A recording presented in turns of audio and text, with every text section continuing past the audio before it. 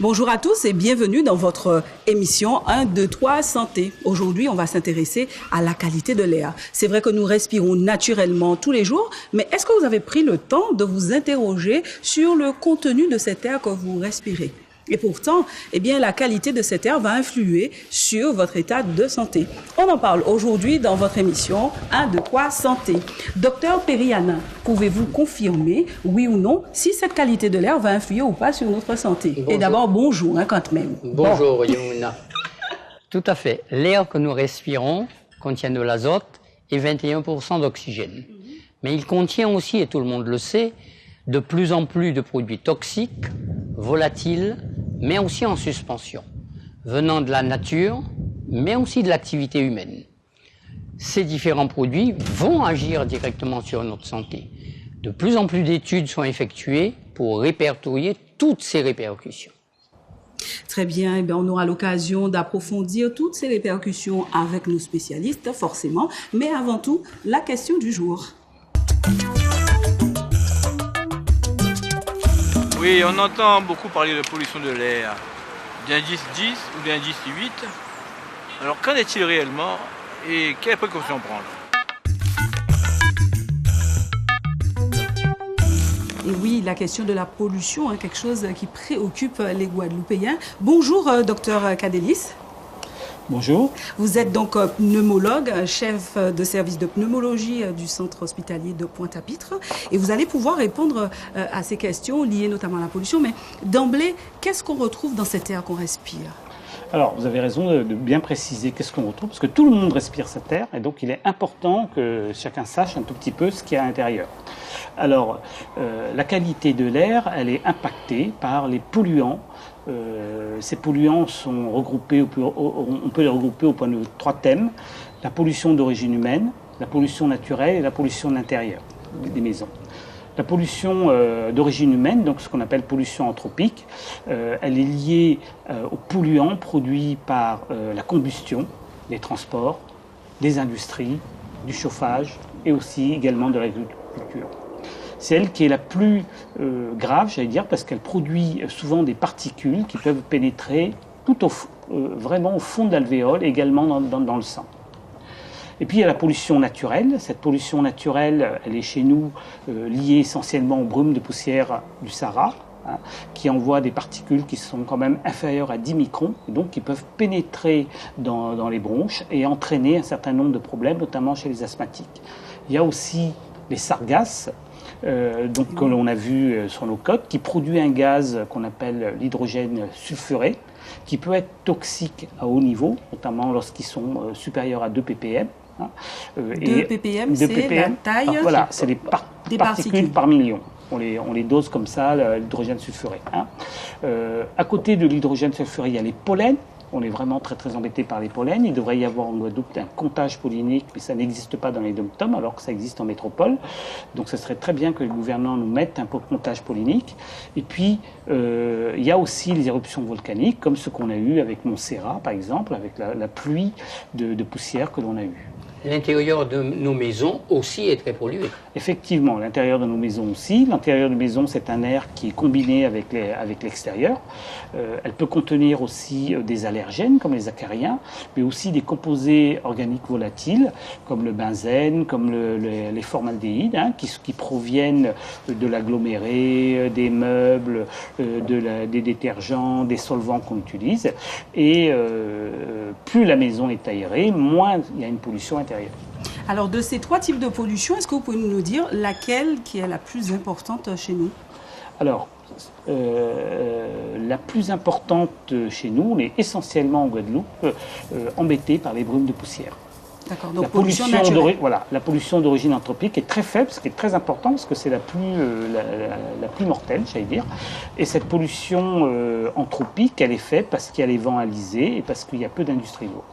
Par contre, les brumes de poussière, ils arrivent entre avril et octobre, et périodiquement, ils font dépasser les seuils de la santé, 50 microgrammes par mètre cube pour les PM10 par exemple, pour les particules inférieures à 10 microns, et 80 microgrammes par mètre cube lorsqu'il y a des dépassements, qui correspondent à l'indice Atmo 10 et 8.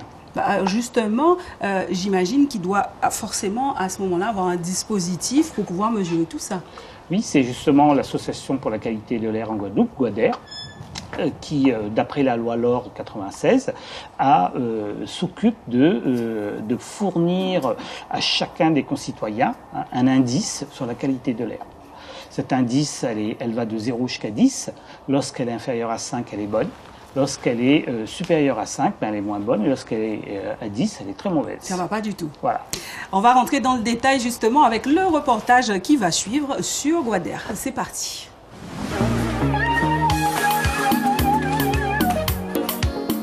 L'air est indispensable à la vie.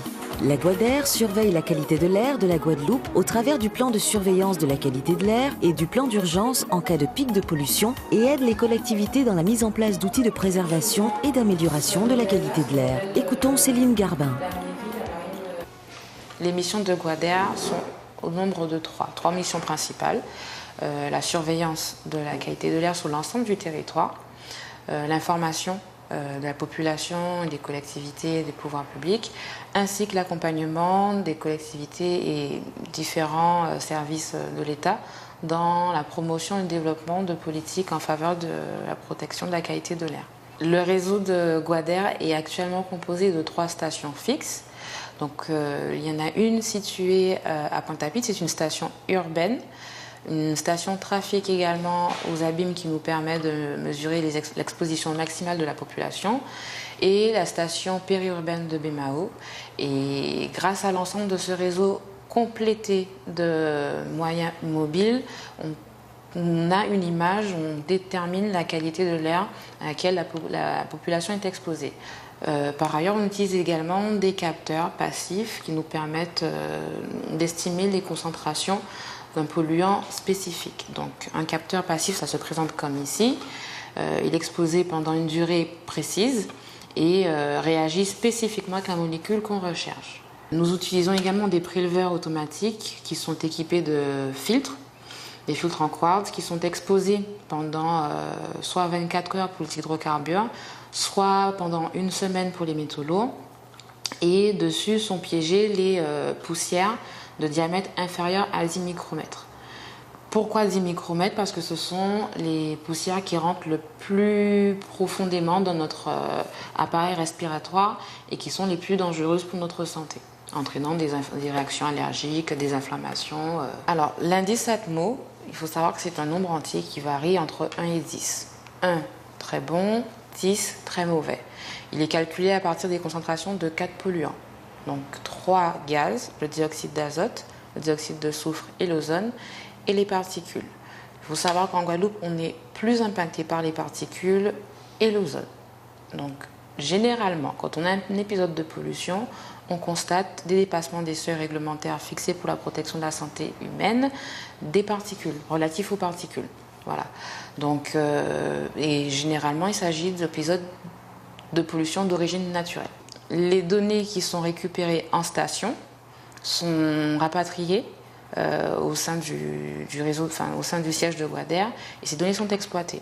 Quand on a des dépassements de seuil, on diffuse une alerte accompagnée de recommandations qui ont été validées par l'Agence régionale de santé Guadeloupe. Nous travaillons en collaboration avec Route de Guadeloupe, par exemple, quand on a des épisodes de pollution. Des recommandations sont diffusées à la population parce que souvent impactée par des épisodes d'origine naturelle, la seule possibilité qu'on a, nous, en tant que citoyens éco-responsables, c'est de réduire nos propres émissions en respectant par exemple l'interdiction de brûlage des déchets verts, en réduction de nos émissions automobiles. Donc voilà, ces panneaux diffusent des recommandations à mettre en place lors d'épisodes de pollution.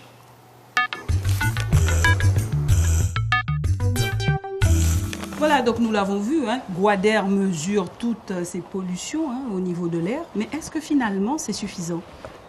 C'est déjà très bien qu'on puisse mesurer la pollution maintenant, depuis les années 2000. Il y a beaucoup de pays autour de nous qui n'ont pas cette faculté de pouvoir mesurer les polluants. Moi, je rajouterais quand même qu'il faut à tout prix en Guadeloupe un comptage polynique. Hein. Et peut-être aussi la mesure en continu des particules inférieures à 2,5 microns, parce que ces particules peuvent pénétrer au niveau des alvéoles et peuvent être responsables d'une diminution de poids de naissance. Donc ça serait intéressant de pouvoir que Goddard puisse s'équiper d'un matériel. Un petit peu plus loin. Alors, justement, qu'en est-il? Quelles sont les conséquences de ces différentes pollutions? Alors, la conséquence de ces différentes pollutions, ça dépend de la durée et de la quantité de polluants qu'on a eu. Comme je vous ai dit, pour la pollution anthropique, elle est très faible en Guadeloupe. Pollution anthropique, c'est la pollution des humaine, industries, d'origine humaine. Hein. Cette pollution, par exemple, elle est très importante en métropole. Donc, il y a beaucoup, l'étude justement AFECOM a montré la morbidité cardiovasculaire, le nombre d'infarctus, le nombre de morts subites d'origine cardiaque à cause de ces polluants. L'OMS, par exemple, estime qu'il y a 7 millions de décès au monde à cause de la pollution. C'est énorme. Pollution due à l'homme. Due à la pollution anthropique au total, hein, dont 600 000 enfants quand même. Donc c'est quand même quelque chose d'important. La pollution par les brumes de poussière de Sahara, par contre, ce sont des polluants qui viennent s'accrocher au niveau de la trachée et donc qui vont être un trigger pour l'asthme. Donc, un trigger, c'est-à-dire qu'ils vont, l'asthme c'est une maladie chronique, inflammatoire, et puis de temps en temps, ils font des crises, comme vous avez vu. Hein. Nous, on appelle ça des exacerbations d'asthme. Hein, et les brumes de poussière de Sahara vont favoriser cette exacerbation d'asthme. Okay. Surtout que ces brumes de poussière, c'est pas simplement de la poussière, ça transporte aussi des bactéries, des virus, des pollens, parce que c'est transporté justement de pays en pays, et donc ça peut transporter des pollens différents, et donc ça peut créer une exacerbation d'asthme. Les insuffisants respiratoires chroniques aussi sont assez sensibles, hein, à ces polluants. De même que on est en cours d'études, et beaucoup d'études sont actuellement faites sur ces brumes de poussière, notamment pour savoir s'il n'y a pas une surmortalité par accident vasculaire, s'il n'y a pas une surmortalité par infarctus due à ces poussières de Sahara. Alors, ces poussières de Sahara, quand ils arrivent très concentrés, par exemple, quand ils dépassent le seuil de santé, là, il y a des conséquences possibles, des conséquences qui peuvent être importantes. Conséquences respiratoires, on a dit. Conséquences respiratoires, conséquences neurologiques. Hein, il a été montré quand même qu'il y a eu pas mal de gens qui ont eu des AVC, hein, notamment avec ces poussières qui viennent du désert et qui peuvent aller ailleurs. À Hong Kong, par exemple, ils ont des poussières de désert aussi. Et ces poussières de désert, on a montré qu'il y avait des accidents vasculaires. Mais aussi des effets tout à fait inattendus sur la diminution du poids de naissance, par exemple, des bébés. Voilà, cette diminution du poids de naissance de bébés est en train d'être étudiée. Hein. Ça a été démontré clairement avec les particules inférieures à 2,5. Là, il faudra attendre que l'étude soit terminée, hein, l'étude qui est en train d'être faite, pour savoir s'il y a une relation. Hein. Bien faire la part des choses entre les particules inférieures à 10 micromètres et les particules inférieures à 2,5. Et juste citer les effets irritatifs sur les yeux. Il y a d'autres effets, il n'y a pas que les yeux, il y a les yeux, les conjonctivites, tout ça, il y a les rhinites aussi, les rhinites obstructives aussi. Hein. Donc voilà un tout petit peu, et puis les conséquences aussi sur la peau, hein, et la peau peut être aggravée, voilà, donc il y a quand même des conséquences. Très bien. Donc nous l'avons dit, hein, finalement, eh bien, cette qualité de l'air peut effectivement, vous le confirmez, avoir des conséquences sur notre santé. Et c'est pas fini, restez avec nous.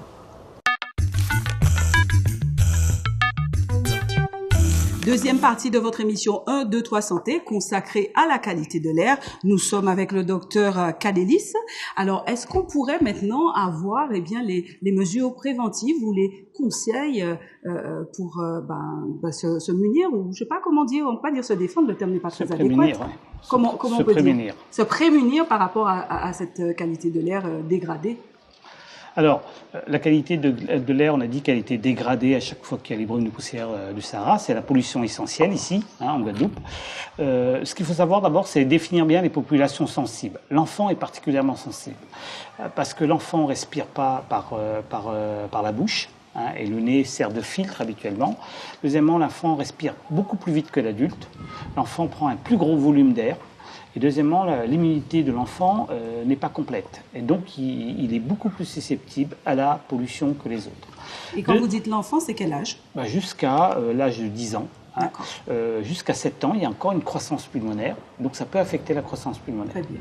La deuxième personne qui est la plus sensible, c'est la femme enceinte. Hein. Il a été décrit avec la pollution en général, des retards de croissance intra-utérins, des problèmes des enfants autistes, hein, une augmentation des autistes. Donc il y a quand même pas mal de problèmes. On a vu sur le sang du cordon, hein, que certaines particules pouvaient passer au travers et affecter le fœtus. Donc c'est important pour les femmes enceintes aussi, ces deux populations à risque. Les personnes âgées? Les personnes âgées aussi, et les gens qui ont des maladies chroniques. Hein. Les gens qui ont des maladies chroniques, comme les insuffisants respiratoires chroniques, les asthmatiques, les maladies cardiaques. Hein, tous ces gens-là sont susceptibles de faire des problèmes plus graves que les autres. Alors, quels conseils on peut donner? C'est des conseils qui sont des conseils de bon sens, en fin de compte. Hein, c'est-à-dire, on sort peu quand il y a des alertes qui sont importantes. Hein, on sort plus le matin et l'après-midi et le soir, mais pas trop pendant les heures les plus chaudes, hein, qui sont les heures où il y a le plus de pollution. Ensuite, on peut mettre par exemple un masque lorsqu'on manipule la poussière sur sa terrasse, par exemple, hein, parce que là on va faire... Pendant le balayage. Voilà, on va mettre en suspension beaucoup de poussière. Donc là c'est intéressant, on peut mettre des lunettes pour se protéger des poussières sur les conjonctivites, par exemple. Ensuite, il faut vraiment éviter aussi une activité physique sportive pendant ces jours-là, hein, parce que ces jours-là, quand on fait du sport, on multiplie son volume d'air. Vous savez que chaque jour, on respire 15 000 litres d'air sans rien faire. Donc là, quand on fait une activité physique, on va absorber beaucoup de polluants. Hein. Ensuite...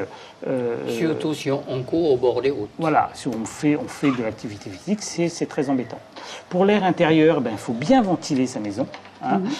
Il faut éviter certains meubles qui peuvent produire du benzène, des solvants qui peuvent produire des formaldéhyde. Qu'est-ce que vous pensez des plantes dépolluantes? Alors, c'est une bonne question. Les plantes dépolluantes, l'idée de plantes dépolluantes a été émise par la NASA au départ, hein, pour diminuer la pollution dans les capsules spatiales. L'ADEME, donc l'agence pour le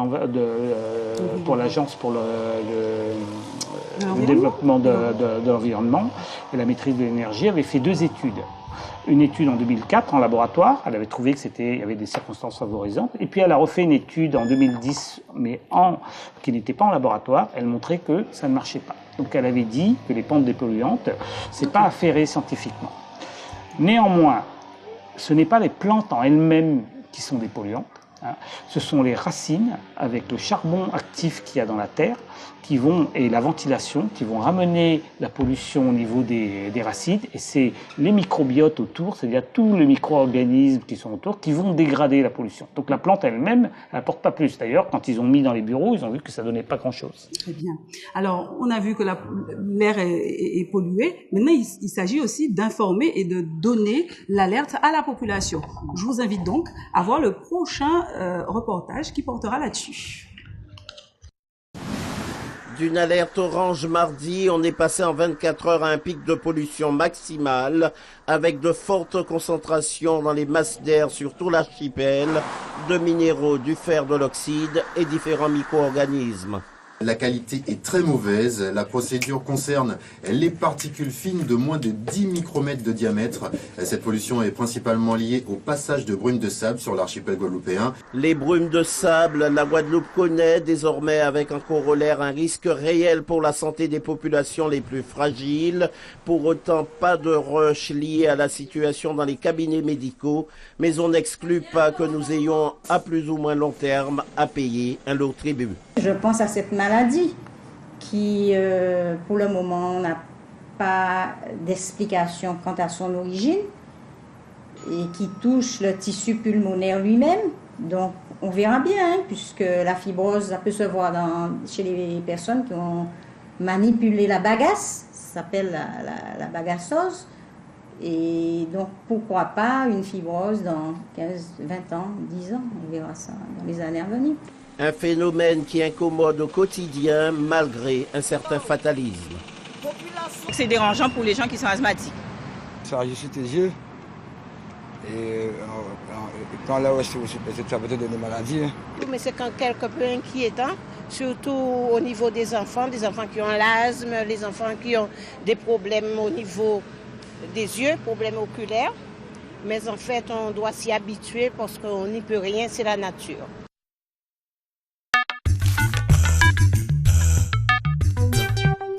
Alors, docteur Kadélis, on voit que l'alerte, elle est donnée, mais est-ce que la population réagit correctement et respecte justement les préconisations que vous avez données tout à l'heure? Alors, pas toujours. Par contre, les gens qui ont les gens qui ont des maladies, oui. Fragilisées. Les asthmatiques sévères, oui.